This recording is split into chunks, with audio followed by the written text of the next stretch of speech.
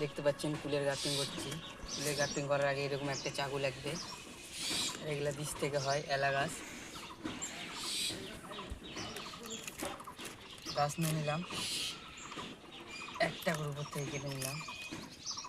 কেটে নেওয়ার পরে মাঝখান থেকে চিরতে হবে।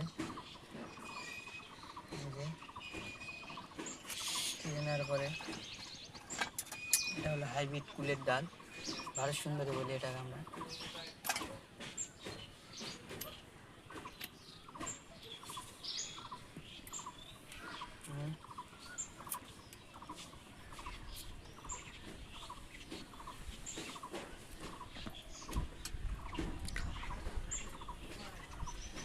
যে হয়ে গেল কাটা, যে এখন দিয়ে দেবো এখানে মাছ বরাবর।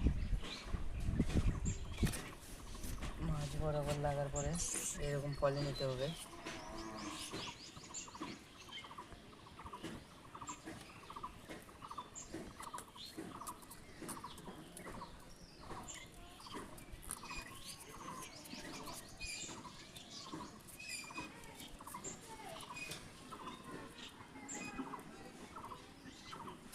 যেটা হয়ে গেল কমপ্লিট।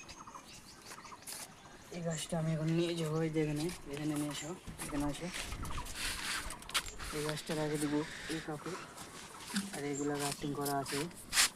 এটা গার্টিং করেছি হলো 10 দিন আগে। দেখতে পাচ্ছেন একদম সাকসেস। দেখতে দেখা এই যে একটা একদম সাকসেসফুল। এখানে আরও আছে,